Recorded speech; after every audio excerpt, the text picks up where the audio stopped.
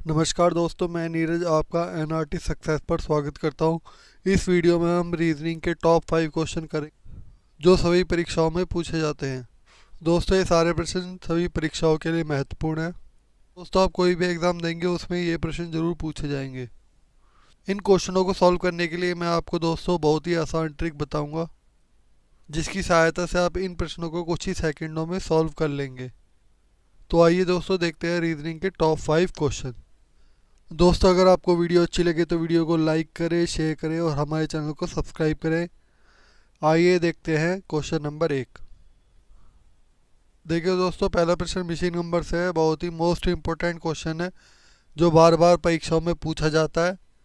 तो दोस्तों, पहले प्रश्न पढ़िए। देखो क्या कह रहा है, निम्न में लुप्त संख्या ज्ञात कीजिए। हमें क्या है, मिसिंग नंबर फाइंड करना है। निम्न में लुप्त संख्या ज्ञात कीजिए। देखो यहाँ पर प्रश्नवाचक चिन्ह है। यहाँ पर आपको बताना है कौन सी संख्या भरी जाए कि ये सीरीज सॉल्व हो जाए। तो इसे सॉल्व कैसे करेंगे? देखो, सबसे पहले हम ध्यान से संख्याओं को देखेंगे। जब आप नीचे देख रहे हैं तो यहाँ पे आपको 45 दिख रहा है, यहाँ पे 95 दिख रहा है और यहाँ पे क्वेश्चन मार्क दिख रहा है। तो ये दोस्तों किस टाइप से सॉल्व होगी? ये ऊपर से नीचे सॉल्व होगी, क्योंकि नीचे बड़ी संख्या आ रही है। अगर दोस्तों संख्याएं यहाँ पर बड़ी होती तो हम इसे ऐसे सोचते। देखो, सोचने का तरीका देख लो। जब भी अगर नीचे बड़ी संख्या दे रखी हो तो हमें इस तरह से सोचना है, ऊपर से नीचे। और अगर यहाँ पर बड़ी संख्या दे रखी है तो हमें इस तरीके से सोचना है। देखो, 9 और 6 को हम क्या करें कि इन्हें करने से यहाँ पे 45 आ जाए। देखो, 9 की जब 6 से गुणा करेंगे तो क्या हो जाएगा, 9 6 54 हो जाएगा, लेकिन 45 नहीं आएगा। 12 की 7 से गुणा करेंगे तो 12 सत्ते 84 हो जाएगा, लेकिन 95 नहीं आएगा। तब एक और तरीका होता है कि हम दोस्तों स्क्वायर करते हैं। देखिए दोस्तों, 9 का स्क्वायर घटाएंगे 6 के स्क्वायर से, ठीक है। 9 निम 81 और 6 चिंग 36। देखो, 11 में से 6 गया 5, 7 में से 3 गया 4, कितना आ गया, 45 आ गया। तो यहाँ 45 आ रहा है, ठीक है। अब देखो, 12 का स्क्वायर से 12 का स्क्वायर कितना होता है, 144। 7 का स्क्वायर कितना होता है, 49, ठीक है। जब इसमें से इसको घटाएंगे तो कितना आ जाएगा, 14 में से 5 गया 9, 13 में से 4 गया 9, 95। 95 यहाँ पे दे रखा है। ऐसे ही दोस्तों अब आगे देखते हैं। देखो, 8 8 8 का स्क्वायर करेंगे तो कितना होता है, 8 अट्टू 64। 3 का स्क्वायर करेंगे तो क्या होता, कितना होता है, जब हम 3 का स्क्वायर करेंगे 3 तिया 9, 14 में से 9 गया 5, 5 का 5 यहाँ ऐसे ही आ जाएगा, कितना हो जाएगा, 55। 55 कहाँ पर दे रखा है, सी। सी में हमें 55 दे रखा है, यही हमारा आंसर हो जाएगा। दोस्तों, अगर पेपर में इस तरह का क्वेश्चन आएगा तो आप इस तरीके से सोचकर आप क्वेश्चन कर लेंगे। मैं उम्मीद करता हूँ दोस्तों आपको ये क्वेश्चन समझ में आ गया होगा। और अगर आपके पेपर में क्वेश्चन आएगा तो आप कुछ ही सेकंडों में उसका आंसर दे पाएंगे। आइए दोस्तों, देखते हैं क्वेश्चन नंबर 2। दोस्तों, क्वेश्चन नंबर 2 भी मोस्ट इंपॉर्टेंट क्वेश्चन है। इस टाइप के क्वेश्चन पेपर में बार बार पूछे जाते हैं। तो दोस्तों, इस प्रश्न को हम कैसे सॉल्व करेंगे? देखो क्या कह रहा है, निम्न में लुप्त संख्या ज्ञात कीजिए। यानी कि देख, लुप्त संख्या कहाँ पर है, यहाँ पर, ठीक है। तो ये मिसिंग नंबर से क्वेश्चन है। जब भी बीच में मिसिंग नंबर दिया होता है तो कैसे करते हैं उसे, हम क्या करेंगे, हम सबसे पहले क्वेश्चन को ध्यान से देखेंगे। देखो, इसमें दो तरीके हो सकते हैं।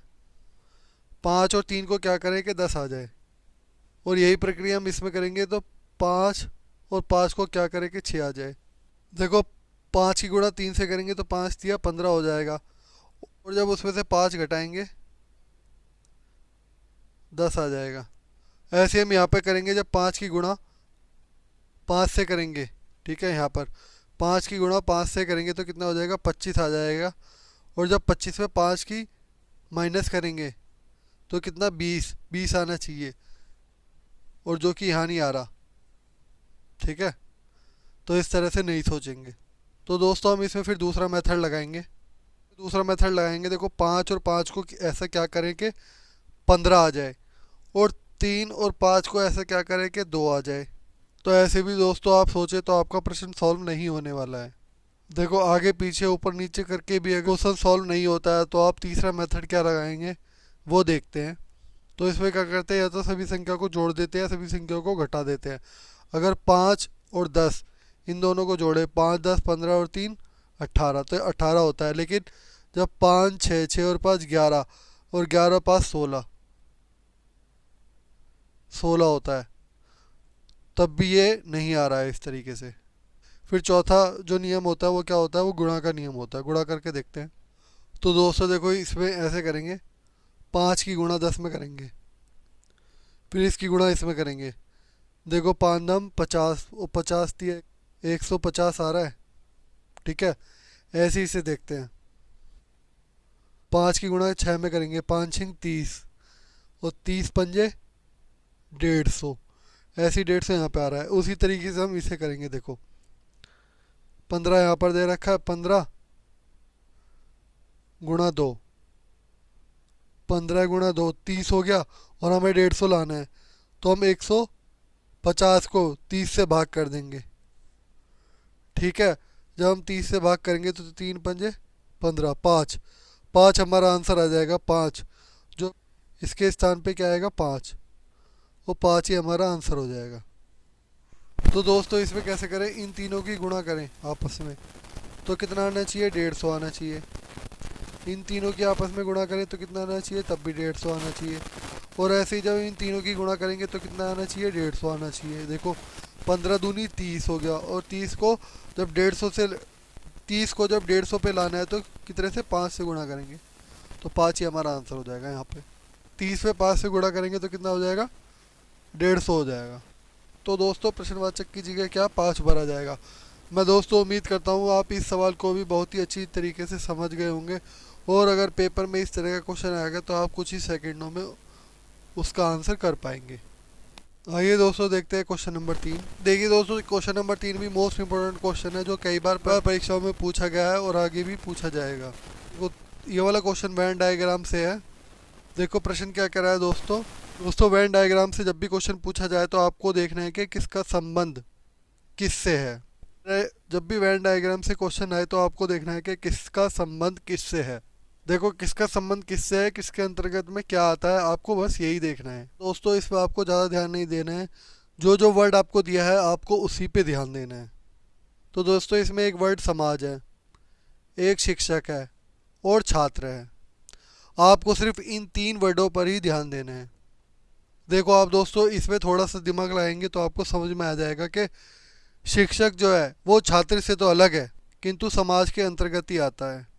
देखो शिक्षक और छात्र ये दोनों अलग अलग हैं, यानी कि शिक्षक छात्र से अलग है, लेकिन ये समाज के अंतर्गत ही आते हैं।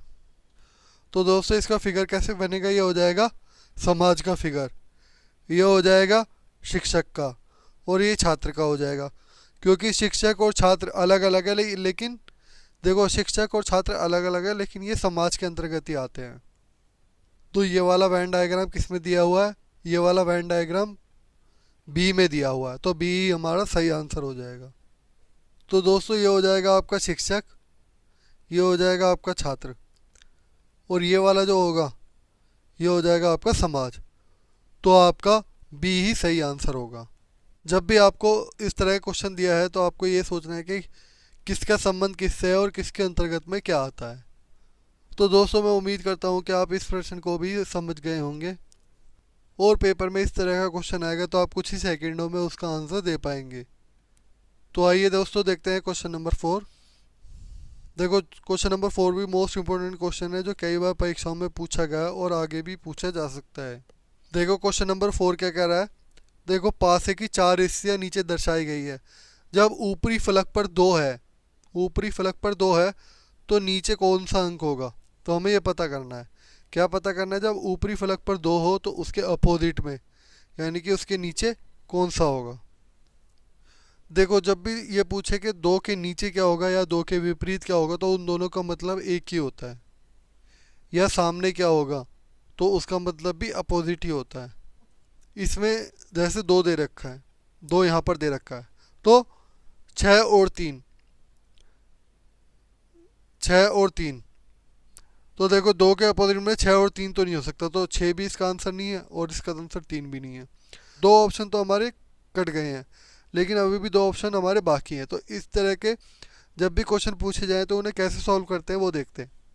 देखो अगर दोस्तों आपको कहीं और ऑप्शन में 2 होता, मान लो यहाँ पर 2 होता, ठीक है, यहाँ पर 2 होता और यहाँ पे पूछता 3 और 5, तो यहाँ यहाँ पर 3 और 5 भी कट जाता तो हमारा डायरेक्ट आंसर 4 हो जाता।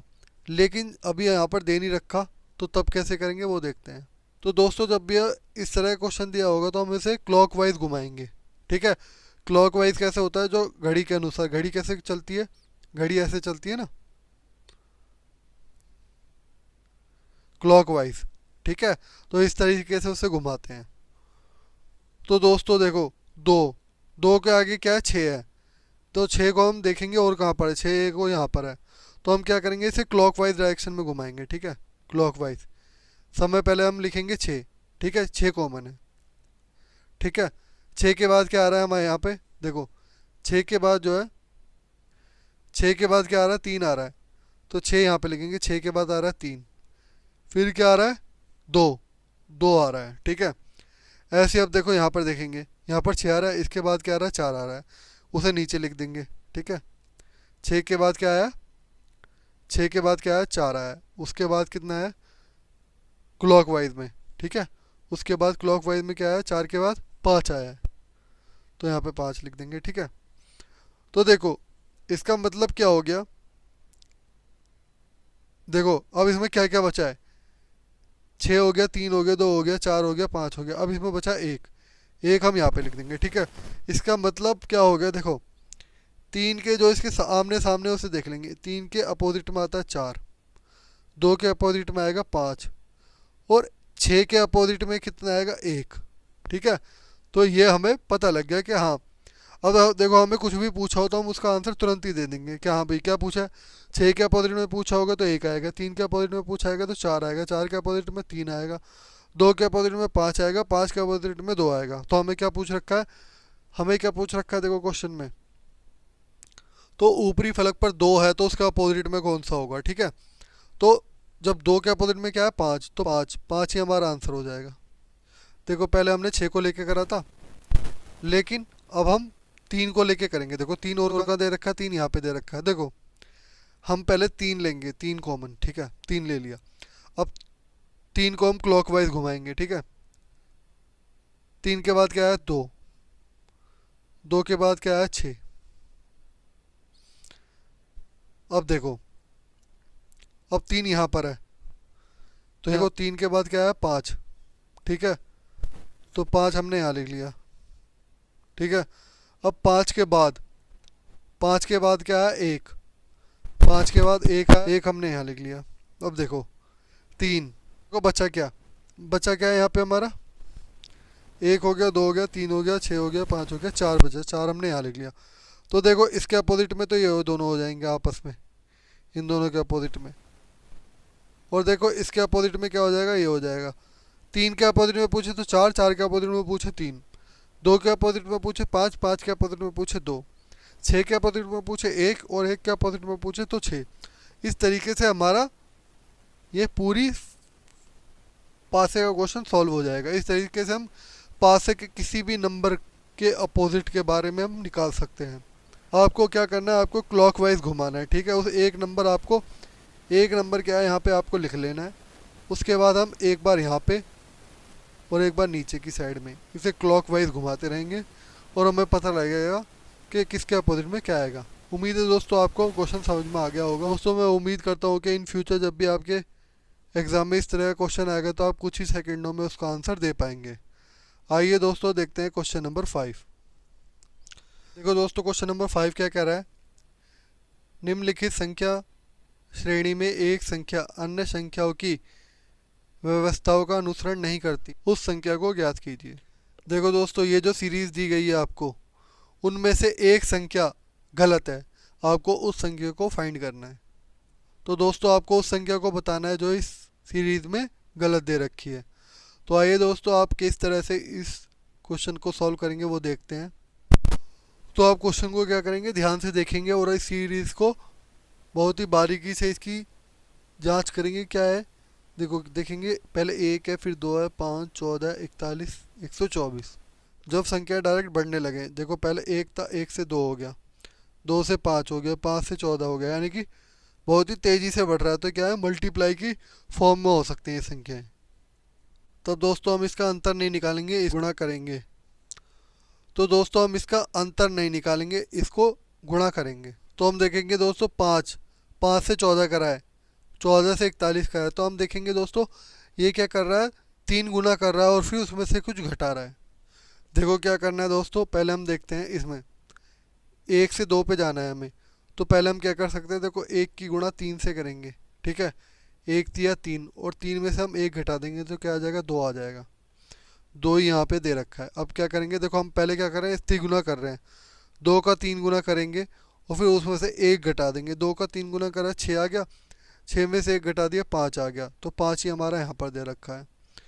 अब क्या करेंगे हम, 5 का 3 गुना करेंगे, उसमें से 1 घटा देंगे। 5 दिया 15, 15 में से 1 गया 14, तो 14 यहाँ पर दे रखा है। अब क्या करेंगे, अब देखो 14 का 3 गुना करेंगे और फिर 1 घटा देंगे। 14 का 3 गुना कितना होता है,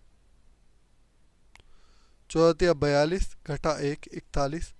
ऐसे ही अब देखो 41 यहाँ आ गया। अब 41 का 3 गुना करेंगे हम। 41 का 3 गुना कितना होता है, 3 एकम 3, 3 चौक 12, 123 घटा 1 करेंगे, कितना आ जाएगा, 122। तो देखो यहाँ पर क्या आना चाहिए, यहाँ पर 122 आना चाहिए। कितना आना चाहिए, यहाँ पर 122 आना चाहिए, लेकिन यहाँ 124 आ रहा है। तो ये वाला ही हमारा क्या हो जाएगा, ये वाला ऑप्शन हमारा गलत हो जाएगा और हमें गलत ही फाइंड करना था। तो ये यहाँ पर सही 124 हमारा सही आंसर हो जाएगा, क्योंकि यहाँ पर क्या आना चाहिए, 122, हमें गलत फाइंड करना था। तो ये वाली सीरीज़ किस तरह की है दोस्तों, 3 गुना करके हमें 1 घटा देना है, तो ये सीरीज़ कंप्लीट हो जाएगी। तो दोस्तों मैं उम्मीद करता हूँ कि ये वाले क्वेश्चन आपको समझ में आ गए होंगे। तो इस तरह के और भी इंटरेस्टिंग क्वेश्चन के लिए हमारे चैनल को सब्सक्राइब करना ना भूलें। मिलते हैं किसी नेक्स्ट वीडियो में, तब तक के लिए जय हिंद, वंदे मातरम।